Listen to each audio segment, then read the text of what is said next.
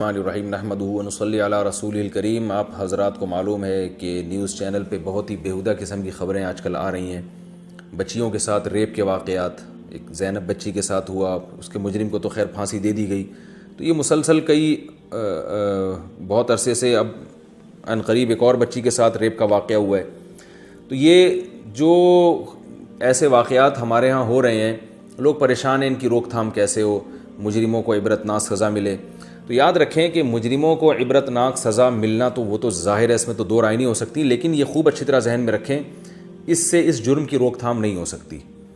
اس لیے کہ جب آپ کسی جرم کی وجہ اور اس کی جس وجہ سے وہ معاشرے میں وہ انارکی پھیل رہی ہے، اس وجہ کو جب تک آپ ختم نہیں کرتے تو آپ کی مثال اس ڈاکٹر کی طرح ہے کہ کسی کے سر میں بار بار درد ہو رہا ہے اور وہ پیناڈول دے دے کے بس اس کو ختم کر رہا ہے، وہ یہ نہیں دیکھ رہا کہ اس کے سر میں درد ہو کیوں رہا ہے۔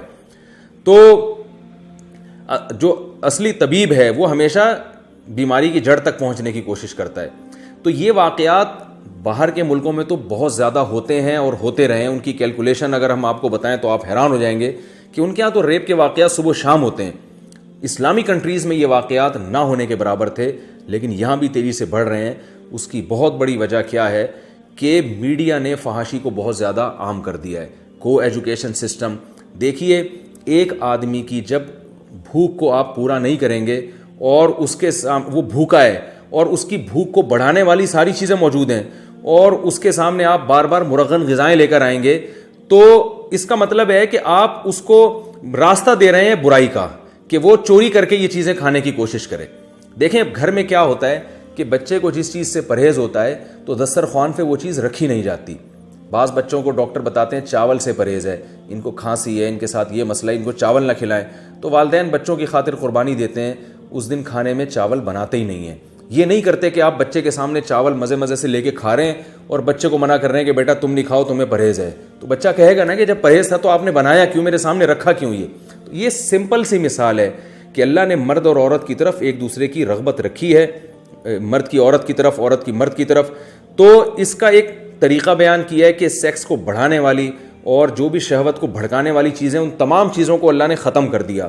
فحش مواد، فحش فلمیں، عورت کو پردے کا حکم دیا، فحش فلموں پہ پابندی لگائی، فحش مواد پہ پابندی لگائی۔ کو ایجوکیشن سسٹم کا اسلام میں کوئی تصور نہیں ہے۔ مرد مرد میں رہے گا، لڑکیاں لڑکیوں میں رہیں گی۔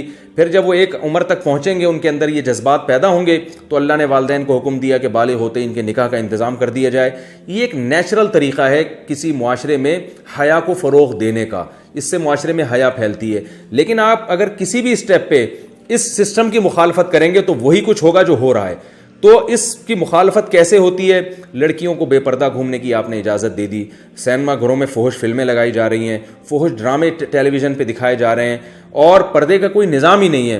ٹین ایجز لڑکوں کو اسکول میں لڑکیوں کے ساتھ بٹھایا جا رہا ہے۔